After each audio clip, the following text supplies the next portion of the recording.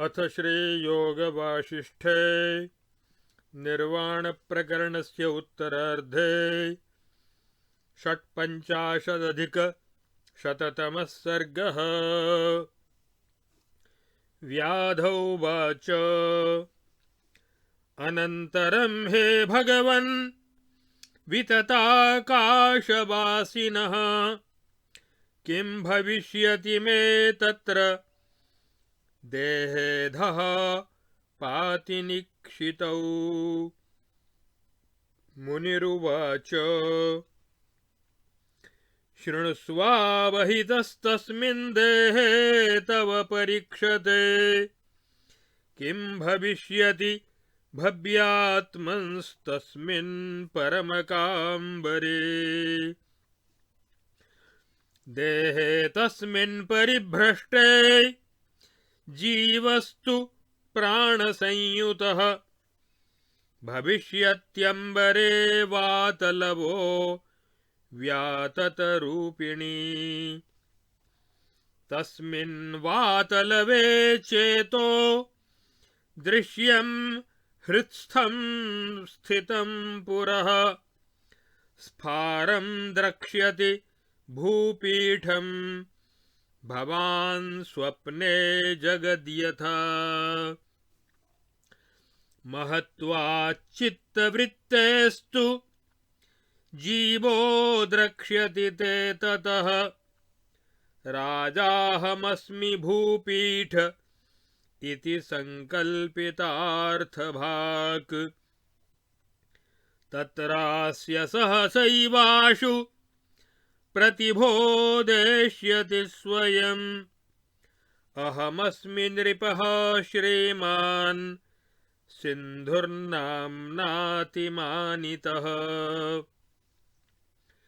अष्टवर्षाय मे राज्यं गते पितरिकाननं भुवश्चतुः समुद्रायाः पित्रा दत्तमुपागतम्।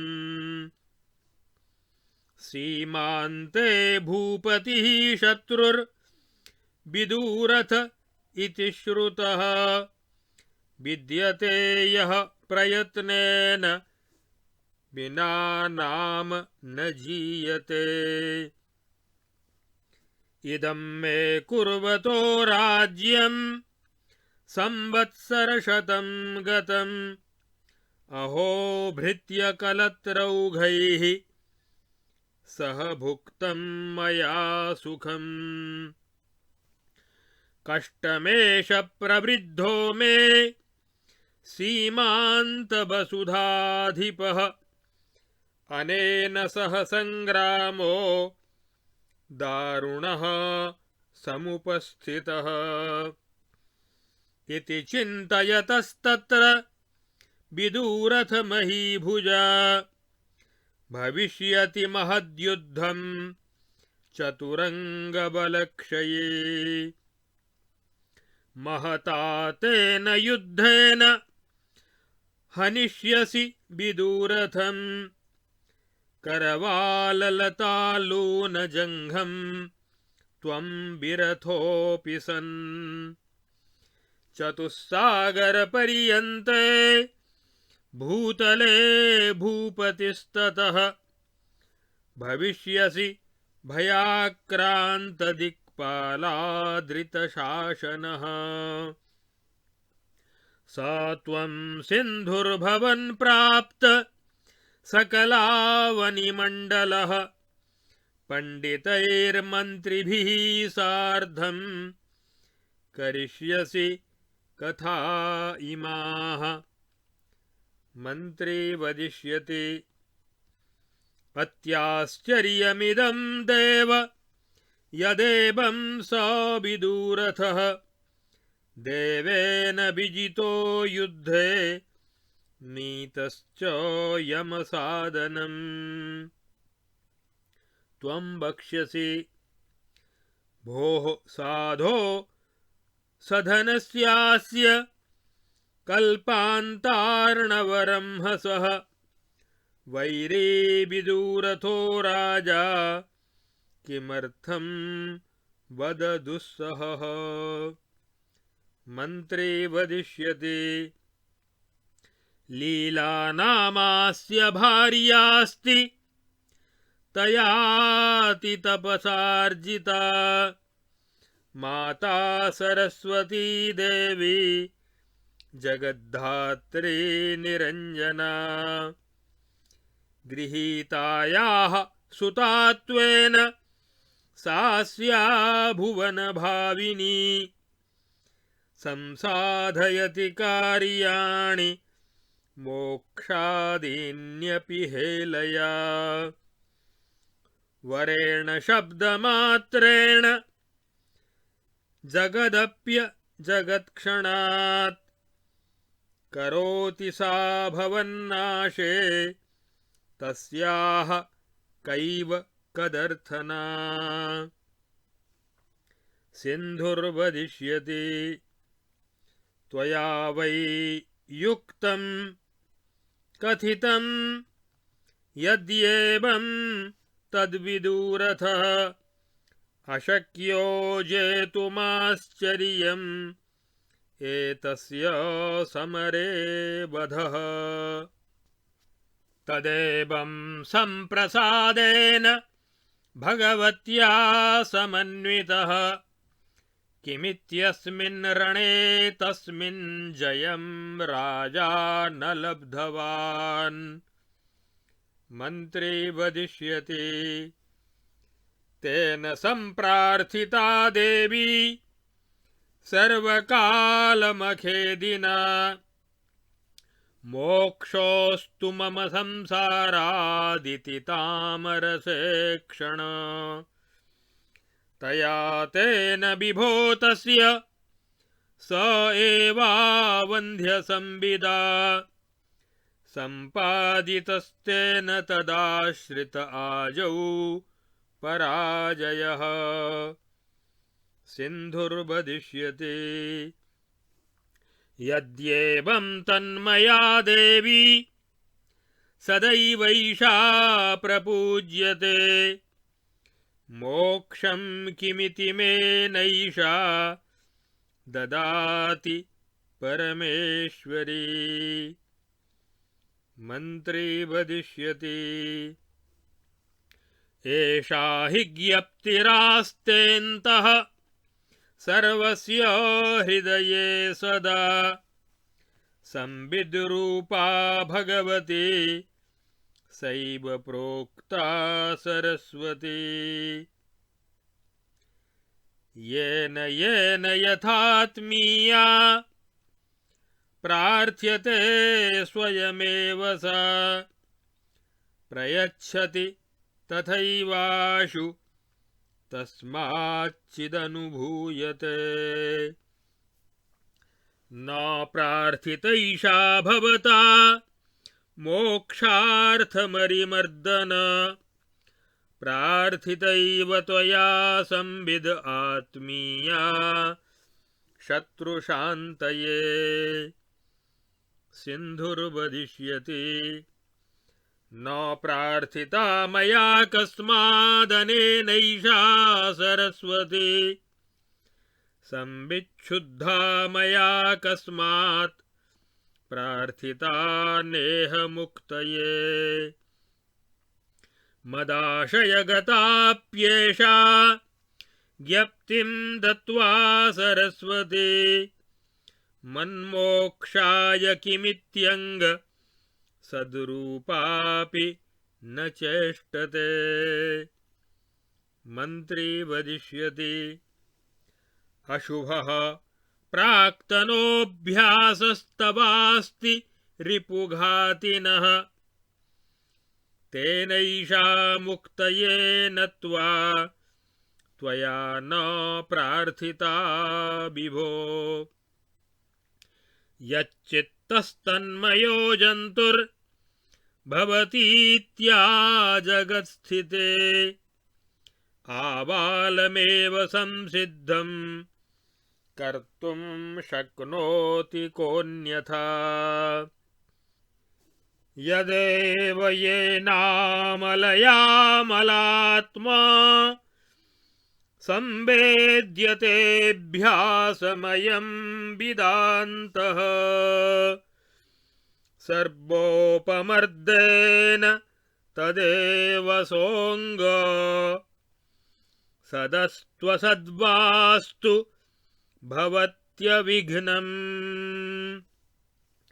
इत्यार्षे श्री वासिष्ठ महारामायणे वाल्मीकीये देवदूतोक्त मोक्षोपायेषु निर्वाण प्रकरणस्य उत्तरार्धे अविद्योपाख्यानान्तर्गत विपश्चिदुपाख्याने शवोपाख्याने सिन्धु संबोधनं नाम षट्पञ्चाशदधिकशततमः सर्गः। अथ सप्तपञ्चाशदधिकशततमः सर्गः।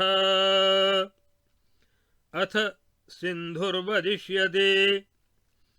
आर्यानार्यवपुः कोऽहमभवं विमतिः पुरा यद्वशान्मे कुसंस्कारः प्राक्तनोऽस्ति भवप्रदः।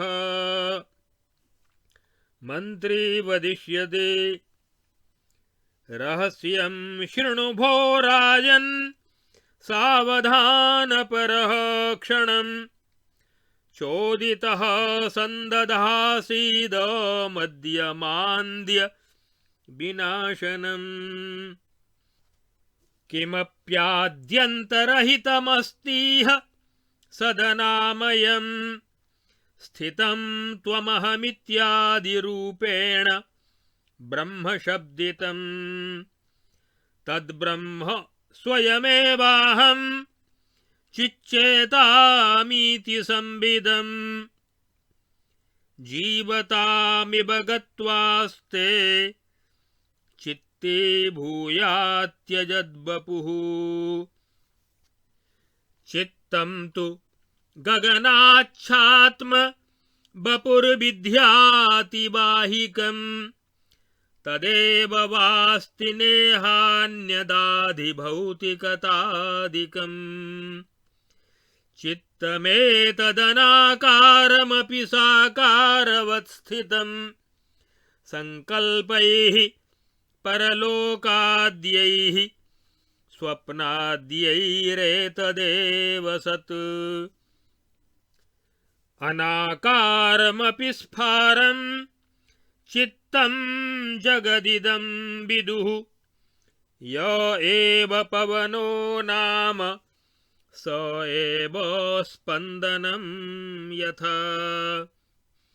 यथा गगनशून्यत्वे जगच्चित्ते तथैककम् अत्राप्रतिघरूपेऽस्ति न मनागपि भिन्नता।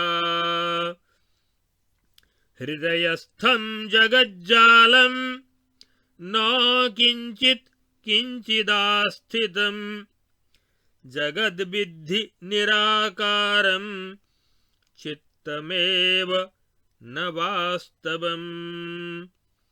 सत्वमेव वपुः पूर्वमुदितं ब्रह्मणः पदात् अयमेव ससम्पन्नो योऽद्यतामसतामसः। सिन्धुर्वक्ष्यते। किमुच्यते महाभाग वदतामसतामसः। क्रियन्ते पूर्वमेवैताः केन संज्ञाः परे पदे। मन्त्रे वदिष्यति। जन्तोः सावयवस्येह हस्ताद्यवयवा यथा तथा नवयवस्यैव मातिवाहिकतात्मनः। पश्चादात्मनि सैवात्मा नानासंज्ञाः करिष्यते। आदिभौतिकता नाम्नि पृथिव्याद्या आतिवाहिके। स्वप्नाभेऽस्मिन् जगद्भाने संकल्पेनात्मरूपिणा संज्ञात्मनात्मरूपेण स्वयं व्यवहरिष्यति।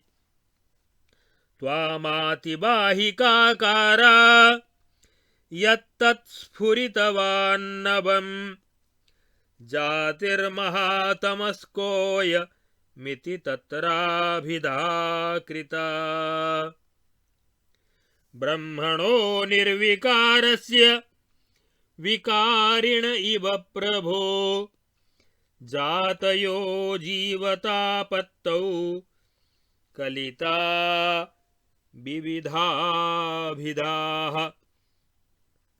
प्राथम्येनैव यद्ब्रह्म जीवतामिव गच्छते तदैव बुद्ध्या भोक्ता तज्जातिः सात्विक सात्विकी।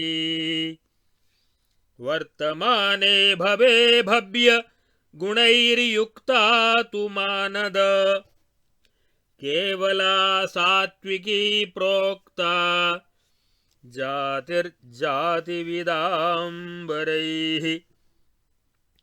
न वा भवैश्चेद् बहुभिर्भोगमोक्षैकभागिनी जातिस्तत्प्रोच्यते तज्ञैः सद्भिः राजसराजसी।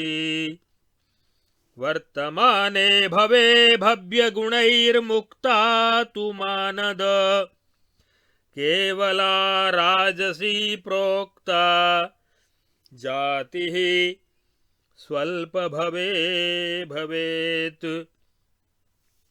प्रथमात्यन्त बहुभिर्भवैश्चेन्मोक्षगामिनी जातिस्तत्प्रोच्यते तज्ञैः सद्भिस्तामसतामसी।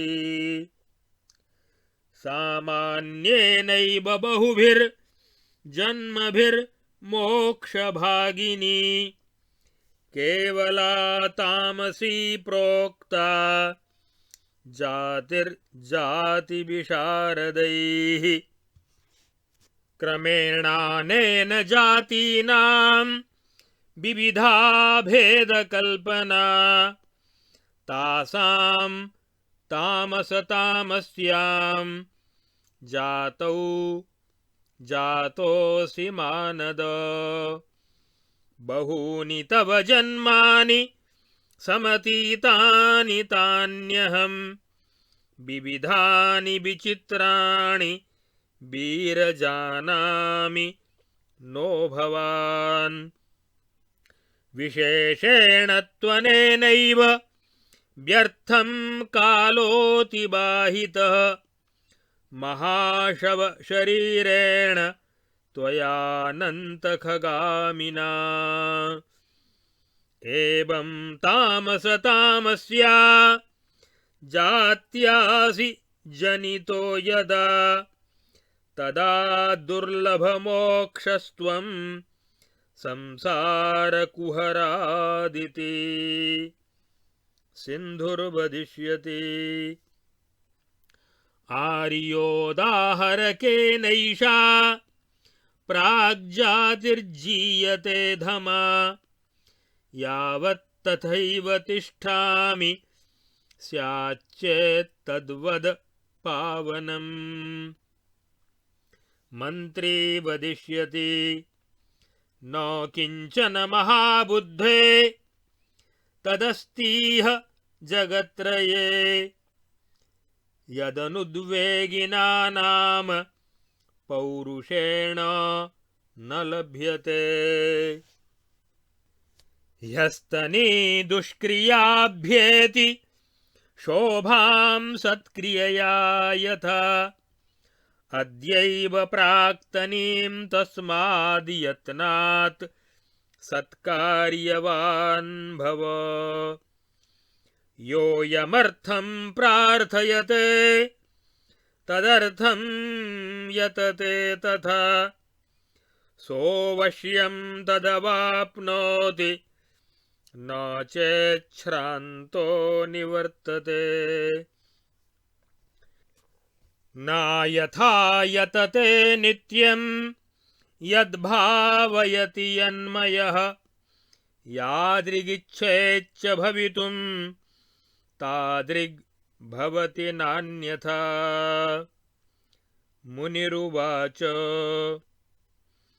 एवमुक्तः स तेनाथ सिन्धुरुद्धरया धिया तदा तत्र तथा नाम राष्ट्रं त्यक्ष्यत्यशेषतः।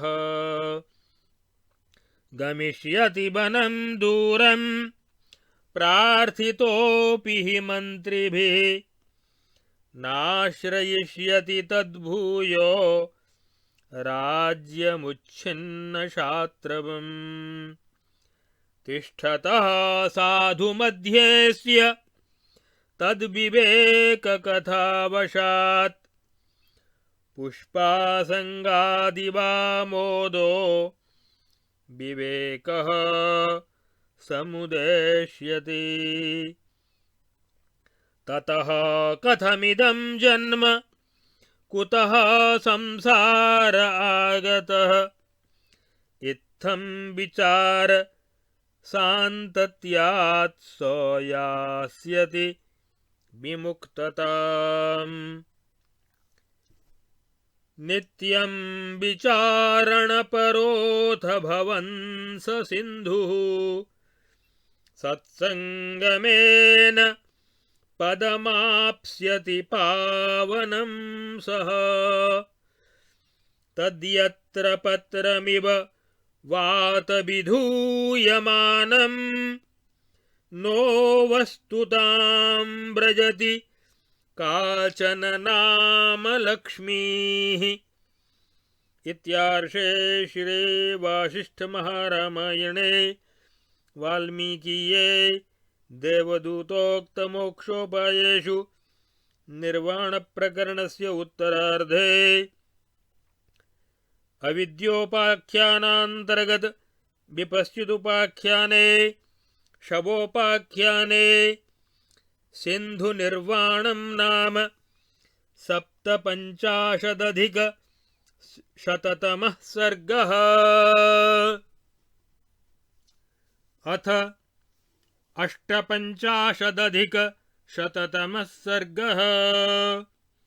मुनिरुवाच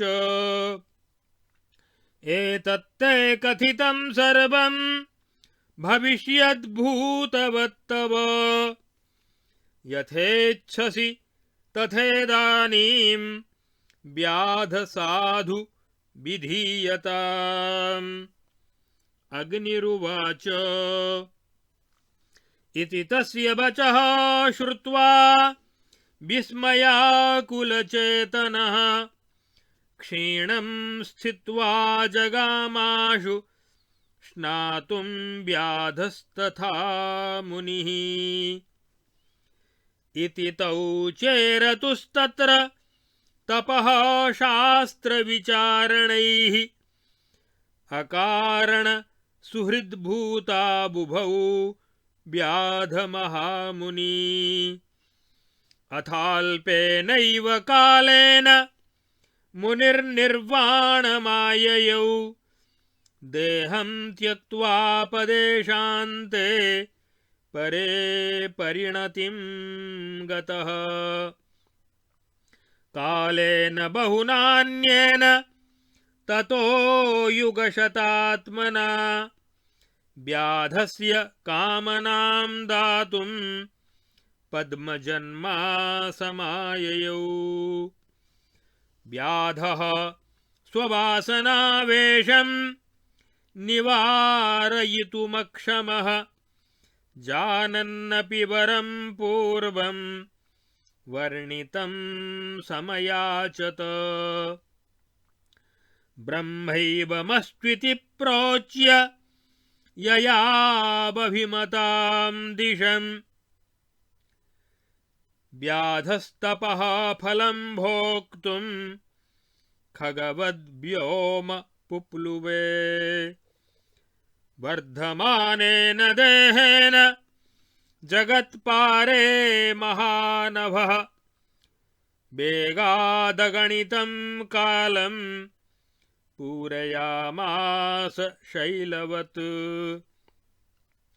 महागरुडवेगेन तिर्यगूर्ध्वमधस्तथा व्योमपूरयतस्तस्य कालो बहुतरो ययौ अथ दीर्घेण कालेन यदा विद्याभ्रमस्य सः अन्तं न समवाप्नोति तत्रोद्वेगमुपाययौ उद्वेगादथ बद्ध्वासौ प्राणरेचन धारणाम् प्राणांस्तत्याजनभसि शवीभूत मधो वपुः चित्तं प्राणान्वितं व्योम्नि ययौ तत्रैव सिन्धुताम् विदूरथारिरूपां तामखिलावनिपालिनीम् देहो मेरुशताकार महाशव इवाभवत् द्वितीयोर्बिनिभो व्योम्नः पपाताशनिवज्रवत् पिधानमिव कस्योर्वीथी कस्मिंश्चिदम्बरे केशोण्ड्रकवदाभाते कस्मिंश्चिज्जागते भ्रमे आकारपूरिताशेष वसुधाचलमण्डलः विपश्चिच्छ्रेष्ठ कथितमेतत्ते तन्महाशवम् यस्मिञ्छवं सम्पतितं जगत्यवनिमण्डले तदिदं जगदाभातमस्माकं स्वप्नपूर्यथा तदेतच्छवमास्वाद्य शुष्का पूर्णा महोदरी सम्पन्ना चण्डिका देवी रक्ता रक्तान्त्रपूरिता मेदिनी मेदिनी जाता शवस्यैतस्य मेधसा पूरिता पूर्वरूपेण हिमवद् गिरिरूपिणा तदैवैतन्महामेधो मृद्धातुत्वमुपागतं कालेन वसुधा भूयो भूत्वा मृण्मयतां गता भूयः प्रजातानि वनानि भूमौ ग्रामाः कृताः पत्तनसंयुताश्च पातालतः साधु समुत्थितास्ते शैलाः प्रवृत्ता व्यवहारलक्ष्मीः।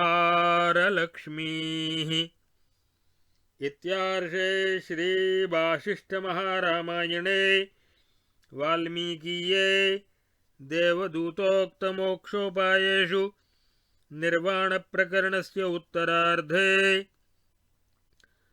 अविद्योपाख्यानान्तर्गत विपश्चिदुपाख्याने शवनिर्णयो नाम 85+100तमः सर्गः। अथ 69+100तमः सर्गः। अग्निरुवाच विपश्चिच्छ्रेष्ठ भो साधो त्वं गच्छाभिमतां दिशं स्थिरं भूमण्डलं भूयः प्रकृतव्यवहारवत् यज्ञं यष्टुं प्रजौघस्य शक्रः शततमं दिवि तत्राहूतोऽस्मि मन्त्रेण गच्छामि गतिकोविद। भास उवाच इत्युक्त्वा भगवान् अग्निस्तत्रैवान्तरधीयत गगने निर्मले याति अनलो वैद्युतो यथा तथाहमपि चित्तेन प्राक्तनांश्च स्वयं वहन् पुनः स्वकर्म निर्णेतुं भ्रमन् व्योमनि संस्थितः। भूयोऽपि दृष्टवानस्मि जगन्त्यगणितानि खे नानाचारविचाराणि नानासंस्थानवन्ति च क्वचिच्छत्रमयाङ्गानि एकीभूतानि भूपते भान्ति चेतन्ति चोपन्ति हृदयानि हरन्ति च क्वचिन्मृण्मयदेहानि सर्वभूतानि राघव भान्ति चेतन्ति चोपन्ति पर्वतप्रतिमानि च क्वचिद्दारुमयाङ्गानि भान्ति भूतानि कुत्रचित् क्वचित् पाषाणदेहानि सन्ति भूतानि भूरिशः क्वचिदाजीवमेकत्र स्थितान्युपलदेहवत् वाङ्मात्रव्यवहाराणि भूतान्यालोकितानि खे इत्यहं सुचिरं कालं पश्यन्नश्यन्मनस्तया अविद्यान्तमपश्यंश्च तत्रोद्विग्नो भवं दृशाम् तपः कर्तुं समुद्युक्तः कस्मिंश्चिन्मोक्षसिद्धये प्राहेन्द्रो मम चैवेदं मृगयोऽन्यन्तरं हि खे प्रवृत्तः स्वर्गसम्मोहे पूर्वाभ्यासवशीकृतः मन्दारकानने तत्र भ्रमतो वै ममाम्बरे तेनेत्युक्ते मया प्रोक्तं देवखिन्नोऽस्मि संश्रितेः मुच्येयं शीघ्रमित्युक्तं श्रुत्वोवाच ततो मम विशुद्धात्मात्वरूपोह मिति चैव हुताशनात् वरं गृहाणेत्युक्ते स ततोऽन्यं याचितो मया इन्द्र उवाच तवेयं मृगयोऽन्यन्तश्चिरं संसरते चितिः अवश्यं भवितव्योऽर्थ इति दृष्टो मया तव मृगो भूत्वा महापुण्यां तां सभां समवाप्तवान् यस्यां तदहतं ज्ञानं मदुक्तं बोधमेष्यति तदेवं तत्र हरिणो भवार्तस्त्वं भवावनौ आत्मोदन्तमिदं वन्ध्यं सकलं संस्मरिष्यसि स्वप्नभ्रममिवाशेष संकल्परचितोपमम् परलोकानुभूतार्थ कथायातार्थसन्निभम् यदा तु मृगतोन्मुक्तः पुरुषस्त्वं भविष्यसि ज्ञानाग्निदग्धदेहान्ते तदा हृत्स्थं स्फुरिष्यति तेन तां त्वमविद्याख्यां भ्रान्तिं त्यक्त्वा चिरं स्थितां भविष्यसि विनिर्वाणो गतस्पन्द इवानिलः इत्युक्ते तेन देवेन तदैव प्रतिबोधभूत् ममायं हरिणोऽस्मीति वनेऽस्मिन्निति निश्चिता ततः प्रभृति सम्पन्नस्तत्रैवान्तरकोणके हरिणोऽहं गिरिवरे तृणदूर्वाङ्कुराशनः ततः सीमान्तसामन्तमागतम् मृगयार्थिनं दृष्ट्वाहमेकदा भीतः पलायनपरोऽभवम् ततस्तेन समाक्रम्य गृहं नीत्वा दिनत्रयं संस्थाप्य तव लीलार्थ मिहानीतो रघूद्वः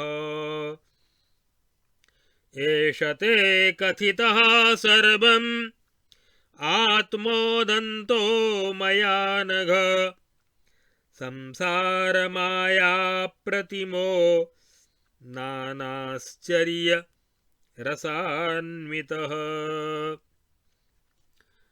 अविद्यैव मनन्तेयं शाखा प्रसरशालिनी आत्मज्ञानादृतेनैव केनचिन्नाम शाम्यते श्रीवाल्मीकिरुवाच यदा विपश्चिदित्युक्त्वा तत्र तूष्णीं स्थितः क्षणात् समवोचत्तदा रामस्तमनिन्द्यमतिस्त्विदम् श्रीराम उवाच एवं पश्यत्यसङ्कल्पो योऽन्यसङ्कल्प आत्मनि मृगश्चेदृश्यतां यातः कथं सर्गे वद प्रभो विपश्चिदुवाच महाशवं यत्पतितं यस्मिन् जगति भूतले तां भुवं पूर्वमिन्द्रेण यज्ञगर्वेण गच्छता पादेनाभिहतो व्योम्नि दुर्वासाध्यानसंस्थितः गतासुरित्यविज्ञानात् तेनासौ कुपितोऽशपत् शक्रावनितलं ब्रह्माण्डप्रतिमं शवम् अचिरेण महाघोरं तव चूर्णीकरिष्यति मामिमं शवबुद्ध्या त्वं यदतिक्रान्तवानतः शापेन ममतां पृथ्वीं शीघ्रमासादयिष्यसि मृगार्थं तेन मुनिना तथा देवेति सद्यथ तत्तया कथया यातं सदैव विषयं दृशाम् वस्तुतस्तु न चैकं सन् न द्वितीयं न चाप्यसत् सा तथा प्रतिबोधयति किं सत् किमथवाप्यसत् अन्यच्च राघवे मां तां युक्तिं त्वमपरां शृणु एतस्मिन्नय सन्दर्भे सुस्फुट प्रतिपत्तये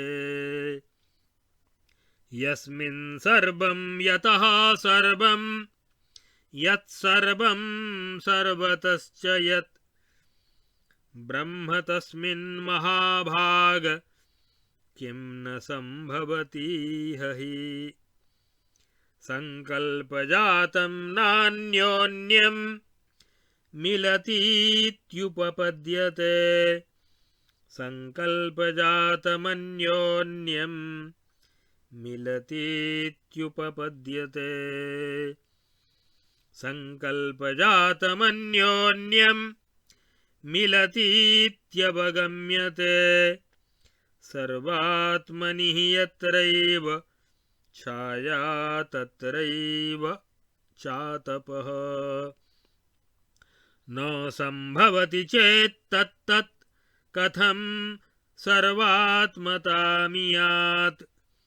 कस्मात् संकल्पनगरं न मिथः श्लिष्यतीति सत् मिथश्च श्लिष्यतीत्येवमपि सत्सर्वरूपिणि न तदस्ति न यत्सत्यं न तदस्ति न यन्मृषा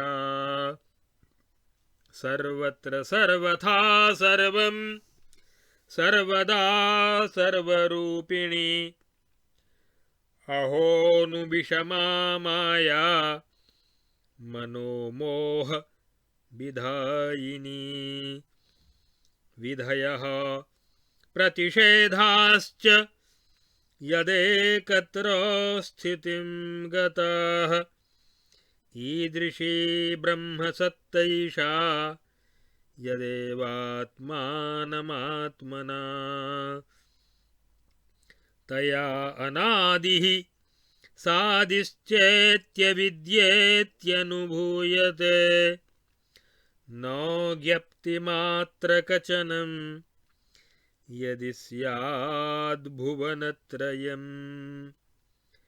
तन्महाकल्पनष्टानां सृष्टिः स्यात् कथमञ्जसा कथमग्नेः कथं वायोः सत्ता भूमेः कथं भवेत् तस्मात् स्वभावकचन मात्रान्नान्यदृते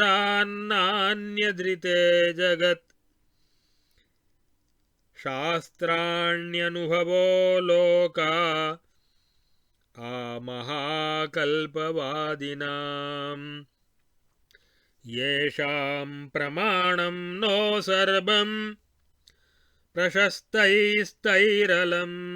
सताम् ज्ञप्ति दृष्ट्यानया सर्वं प्रमाणी भवति क्षणात् नान्यया तनुतेनैवमेव सार विदुर्बुधाः शुद्धा ज्ञप्तिर्ब्रह्मसत्ता त्वविद्यास्मीति चेतनात् स्फुरतीयं जगद्रूपा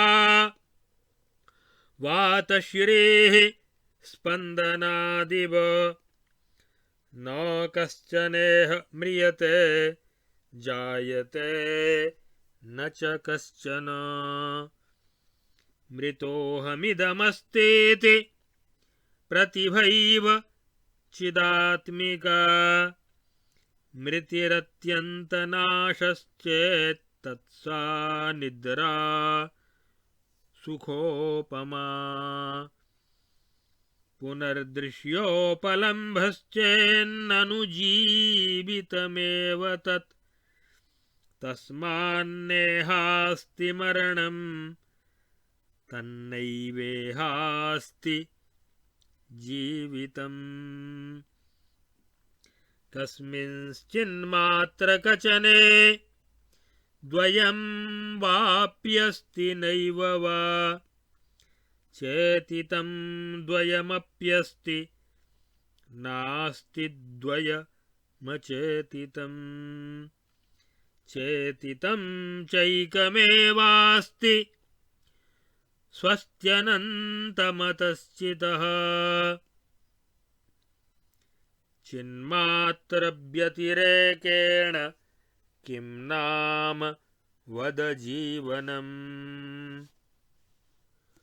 अदुःखमक्षयत्वात् तत् अतो दुःखं क्व कस्यचित् वाच्यं सवाचकं सर्वं यत्र चिद्व्योममात्रकम् तदन्यच्च केते तत्रैकताद्विते आवर्तादि यथा तो ये शरीरादि तथा परे तत्सत्ता संनिवेशात्म कारणानन्यखात्म च चिद्भानमात्रमव्यग्रम् खमेवाप्रतिघं जगत् आश्चर्यं सुघनं व्यग्रं द्रव्यं सप्रतिघं स्थितं तथेते भूति भूर्नास्ति वर्तमानानुभूतिभूः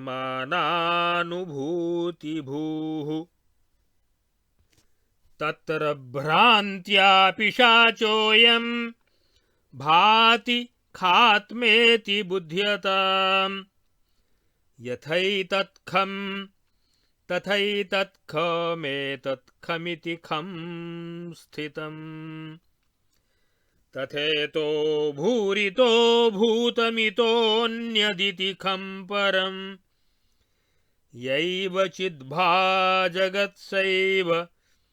नैकतात्र न च द्विता न च प्रतिघता काचिन्न चाप्रतिघरूपता सर्वमप्रतिघं दृश्यं यथा भूतार्थदर्शिनः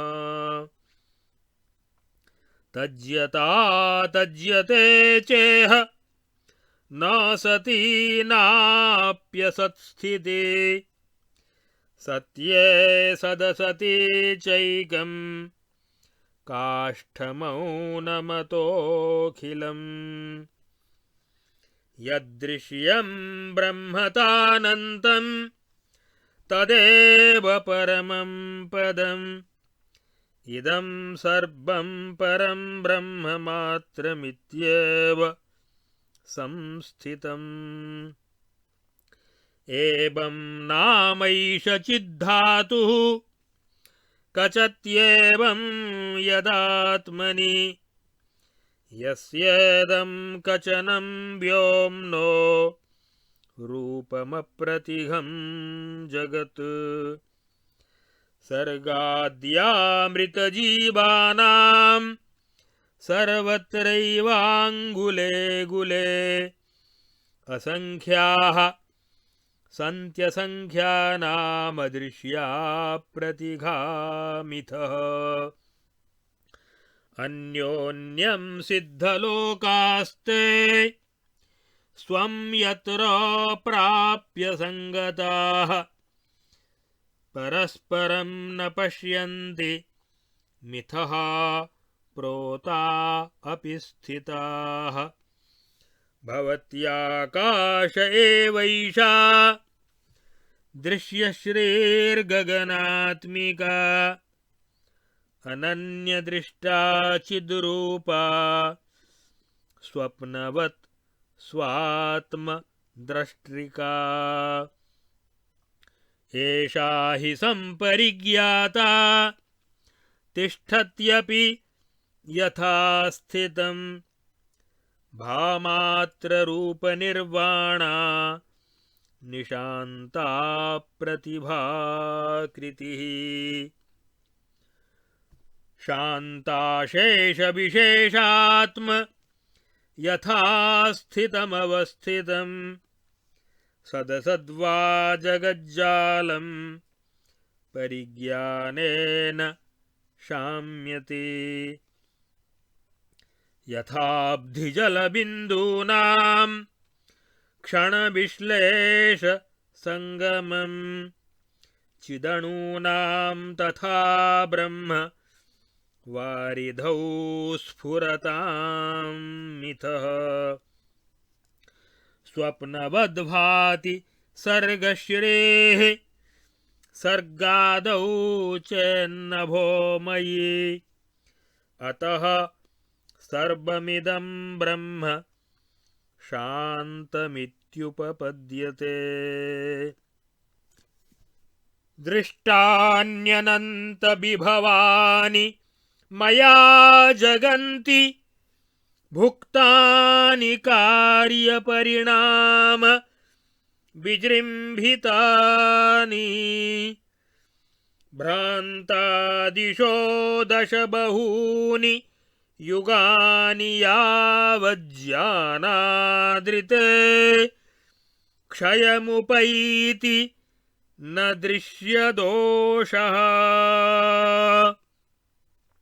इत्यार्षे श्री वासिष्ठ महारामायणे वाल्मीकीये देवदूतोक्त मोक्षोपायेषु निर्वाण प्रकरणस्य उत्तरार्धे अविद्योपाख्यानान्तर्गत विपश्चिदुपाख्याने शवोपाख्याने विपश्चित् संसार भ्रम वर्णनम नाम 59 सर्गः। अब आगे इस योग वासिष्ठ महारामायण के निर्वाण प्रकरण के उत्तरार्ध के 156 से लेके 159 सर्ग तक जो कथाओं का वर्णन हुआ है, उनमें सबसे पहले तो मुनि को परम पद की प्राप्ति का वर्णन हुआ है। उसके बाद वह जो व्याध था, उस व्याध के महाशव का वर्णन किया गया है। तदुपरांत अग्निदेव का स्वर्गलोक के प्रति गमन, क्योंकि इंद्र को यज्ञ करना था, तो कथा सुनाने के बाद अग्नि ने कहा अब हमें स्वर्ग में जाना है। और फिर भास के द्वारा अपनी आत्मकथा का वर्णन किया गया है।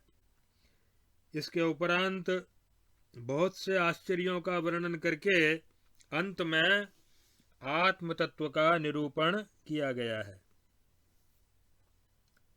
तदनंतर मुनि ने भविष्य में व्याध के तप करके ब्रह्मा जी से वरदान प्राप्त करने की और उसकी काया की वृद्धि होने की और बाद में मृत्यु को प्राप्त होने की कथा, और फिर राजा सिंधु बनकर मंत्री के मुख से तत्वज्ञान का उपदेश सुनने की बात का बहुत ही विस्तार पूर्वक वर्णन करने के बाद कहा कि हे व्याध, मैंने भविष्य में होने वाली सारी घटनाओं का अतीत की तरह से तुमसे वर्णन कर दिया। अब इस समय तुम्हारी जैसी इच्छा हो वैसा भली भांति सोच समझकर करो। अग्नि ने कहा, हे विपश्चित, मुनि का पूर्वोक्त वचन सुनकर व्याध का चित्त विस्मय से पूर्ण हो गया। वह क्षण भर तक एकदम ठगा सा खड़ा रह गया। फिर तुरंत वह तथा वे मुनि स्नान करने के लिए चले गए। इस प्रकार अकारण ही सुहृद बने हुए वे दोनों व्याध और महामुनि शास्त्र चिंतन करते हुए वहां तपस्या करने लगे। तदनंतर थोड़े ही समय में मुनि को निर्वाण की प्राप्ति हो गई। वे आयु के अवसान में अपने पांच भौतिक शरीर का त्याग करके परम पद में लीन हो गए। उधर व्याध चिरकाल तक तपस्या करता रहा। जब सैकड़ों युग बीत गए तब उसकी कामना पूर्ण करने के लिए पद्मयोनि भगवान ब्रह्मा वहां आए। बेचारा व्याध अपनी वासना के आवेश को निवारण करने में समर्थ नहीं हो सका। अतः मुनि के द्वारा पहले ही बनाई हुई अपने वर की व्यर्थता को जानते हुए भी उसने ब्रह्मा जी से वही वर मांगा।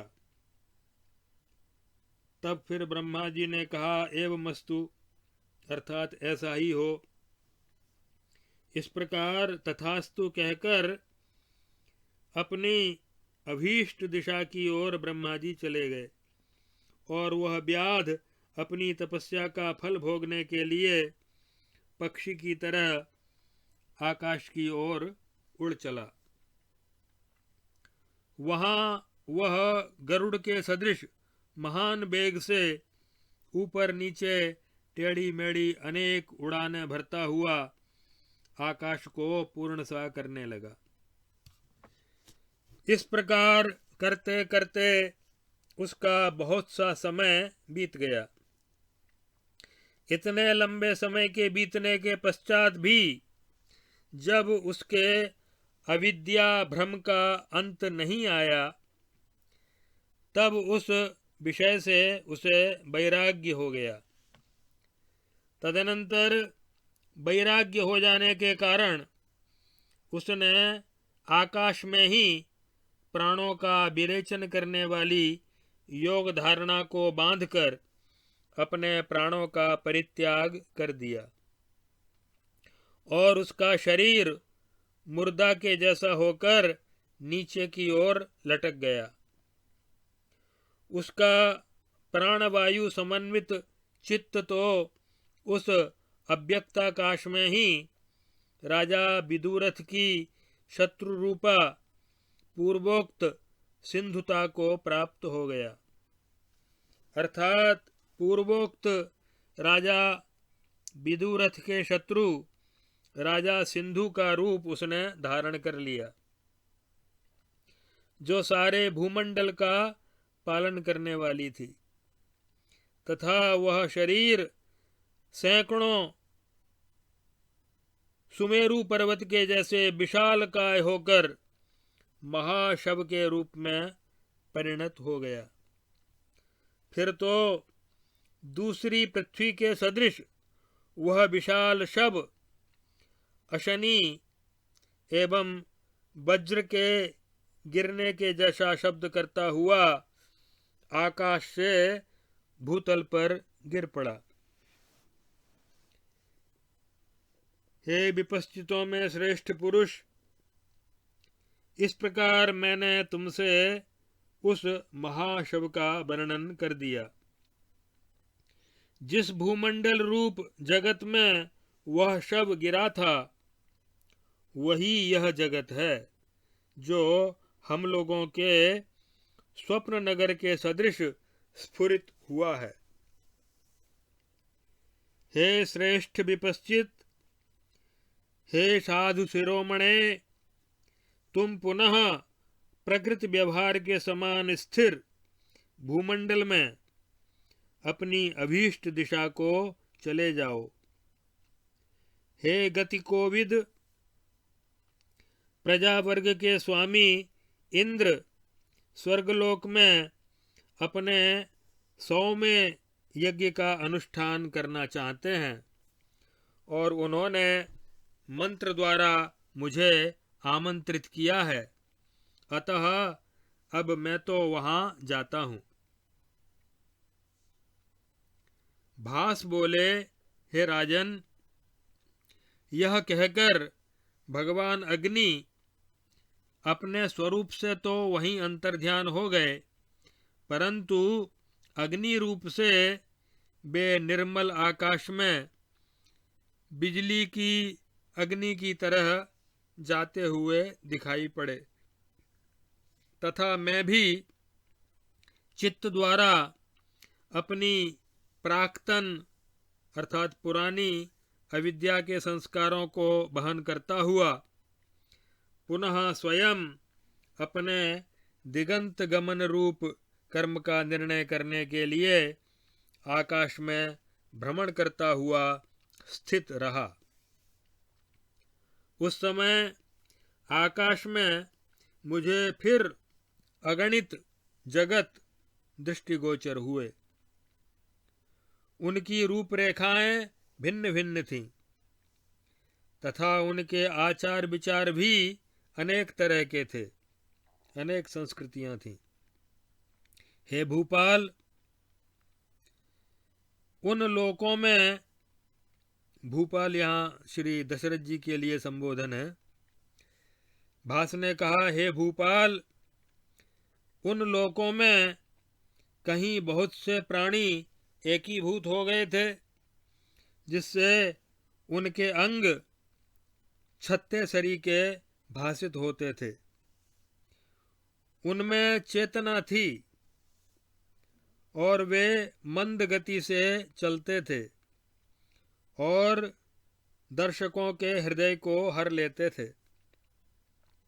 ऐसे बहुत से प्राणी मुझे आकाश में दृष्टिगोचर हुए।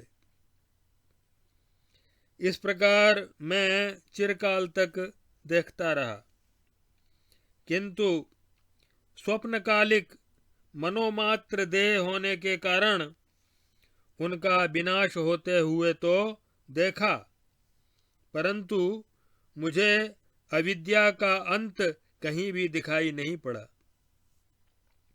तब मैं उस दृश्य वर्ग से उद्विग्न हो गया और किसी एकांत स्थान में जाकर मोक्ष सिद्धि के लिए तपस्या करने को उद्यत हुआ। उसी समय इंद्र ने आकर मुझसे कहा कि हे विपश्चित, चित्ताकाश में तुम्हारे लिए दूसरी मृग योनि उपस्थित है, क्योंकि तुम्हारी यह चित्त शक्ति चिरकाल तक मृग योनि में ही संसरण करना चाहती है। इस प्रकार मैंने तुम्हारे अवश्यंभावी वृत्तांत को देख लिया है। तुम मृग योनि में उत्पन्न होकर राजा दशरथ की उस महापुण्य स्वरूपा सभा में पहुंचोगे और वहां मेरे द्वारा कहा हुआ सारा का सारा ज्ञान तुम्हारी समझ में आ जाएगा। इसलिए अब तुम संसार से खिन्न होकर भूतल पर मृग योनि में जन्म धारण करो और वहां तुम्हें इस संपूर्ण कल्पित आत्मवृत्तांत का पूर्ण रूप से स्मरण होगा। और पुनः जब तुम उस मृग योनि से मुक्त हो जाओगे, तब तुम्हें पुरुष रूप की प्राप्ति होगी। उस समय जब ज्ञानाग्नि द्वारा तुम्हारा शरीर दग्ध हो जाएगा, तब तुम्हारा हृदयस्थ आत्मज्ञान स्फुरित होगा।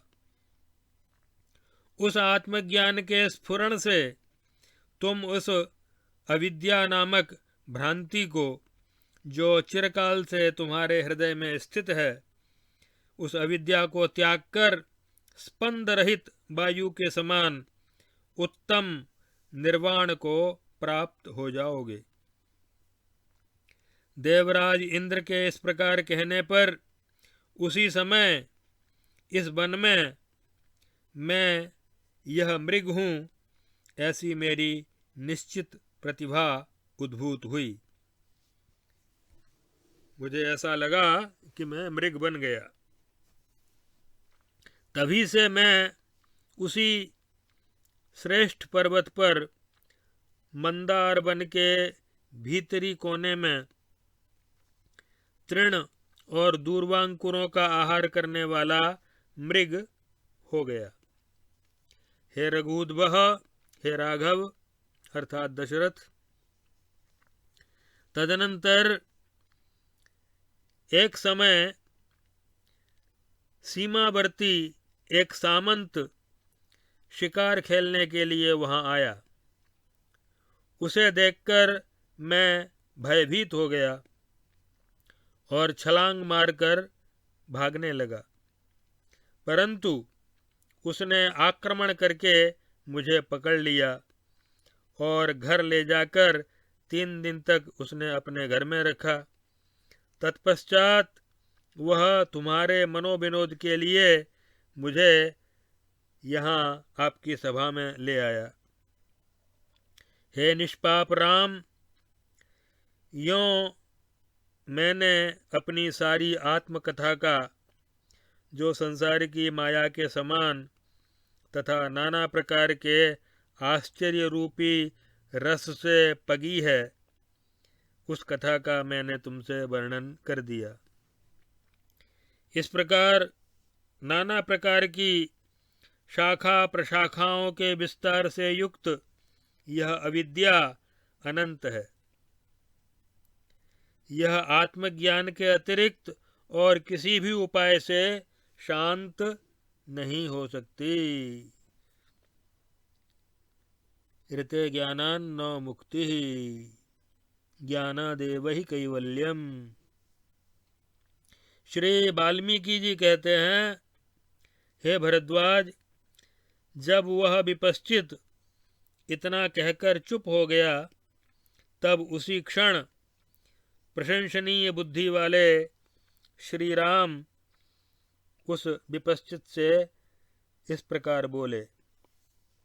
श्री राम जी ने पूछा, हे प्रभो, यदि दूसरे का संकल्प भूत मृग अपने आत्मा में दृष्टिगोचर हुआ है, तो इससे यह सिद्ध हुआ कि इसी प्रकार असंकल्प पुरुष दूसरे के संकल्प रूप सृष्टि में वस्तुएं देख सकता है, परंतु यह कैसे संभव होगा, इसे बतलाने की कृपा कीजिए। तब विपश्चित ने कहा, हे राघव, पहले अर्थात पूर्व काल में जिस जगत के भूतल पर वह महाशव गिरा था, उस भूमि पर इंद्र यज्ञ के गर्भ से गर्वीले होकर विचरण कर रहे थे, और वहीं आकाश में महर्षि दुर्वासा ध्यान मग्न होकर बैठे थे।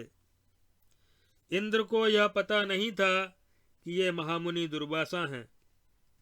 उन्होंने अज्ञानवश मुर्दा समझकर उन्हें पैर से ठोकर मार दी।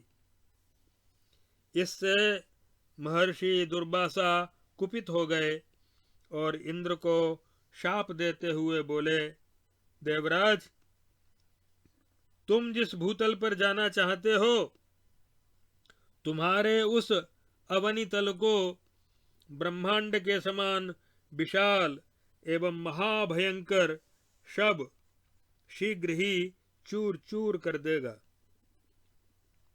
मुर्दा समझकर जो तुमने मेरा अतिक्रमण किया है, इस कारण मेरे शाप से तुम शीघ्र ही उस पृथ्वी को प्राप्त हो जाओगे।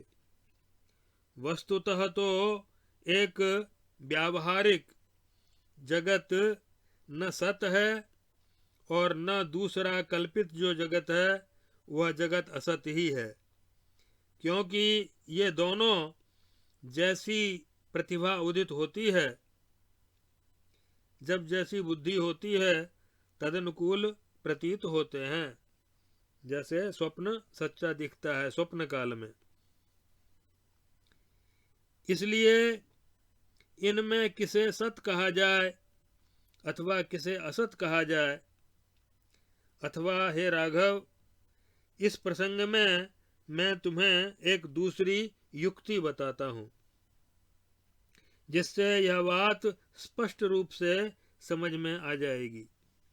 उस युक्ति को सुनो। महाभाग, जिसमें सब कुछ है, जिससे सबकी उत्पत्ति हुई है और जो स्वयं सर्वात्मक एवं सर्वव्यापक है, उस ब्रह्म में सभी कुछ संभव है। इसीलिए सर्वात्मा में संकल्प जनित पदार्थ परस्पर मिलते हैं, यह बात अवगत होती है। क्योंकि लोक में भी देखा जाता है कि जहाँ छाया रहती है वहीं धूप भी रहता है। ऐसा संभव न हो तो उसे सर्वात्मता की प्राप्ति ही कैसे होगी। इसलिए सर्वात्मा में संकल्प नगर परस्पर नहीं मिलते हैं, यह भी सत है, और परस्पर मिलते हैं, यह भी सत है। इस प्रकार जो सत्य नहीं है उसका अस्तित्व नहीं है, और जो मिथ्या नहीं है वह भी नहीं है, क्योंकि सर्वात्मा में सब कुछ सर्वत्र सर्वथा एवं सर्वदा वर्तमान है। हे रघुनंदन, यह ब्रह्म सत्ता ऐसी है जो स्वयं ही अपने से अपना सृजन करती है तथा उसी के प्रभाव से अविद्या सादी एवं अनादि रूप से अनुभूत होती है। इस ज्ञान दृष्टि से सभी कुछ क्षण भर में ही प्रमाणभूत हो जाता है, और अन्य दृष्टि से ऐसा नहीं होता। इसलिए विद्वान लोग ज्ञान दृष्टि सिद्ध वस्तु को ही सारभूत मानते हैं। पूर्ण दृष्टि होने पर ज्ञानता तथा अज्ञानता एवं सत और असत की स्थिति का कुछ भी भेद नहीं है, क्योंकि सत्य ब्रह्म में सत और असत दोनों एक जैसे ही हैं। इसलिए सब कुछ काष्ठवत मौन अर्थात चिद रूप ही है। जो दृश्य है वह अनंत है, वही ब्रह्मता है और वही परम पद है। इसलिए यह सब कुछ चिदाकाशमयी सर्गश्री भी, सृष्टि की शोभा भी सृष्टि के आदि में स्वप्न तुल्य शांत और ब्रह्म स्वरूप ही है, यह स्वतः सिद्ध हो जाता है। भगवान श्री कृष्ण ने भी श्रीमद् भगवद गीता में कहा है, दैवी हैषा गुणमयी मम माया दुरत्यया मामेव ये प्रपद्यन्ते मायामेतां तरन्ति ते। न मां दुष्कृतिनो मूढाः प्रपद्यन्ते नराधमाः माययापहृतज्ञाना आसुरं भावमाश्रिताः। और इसीलिए इस 159वें सर्ग के अंत में कहा गया, दृष्टान्यनंत विभवानि मया जगन्ति भुक्तानि कार्य परिणाम विजृंभितानि भ्रांतादिशो दश बहूनि युगानि यावज्ज्ञानादृते क्षयमुपैति न दृश्य दोषः।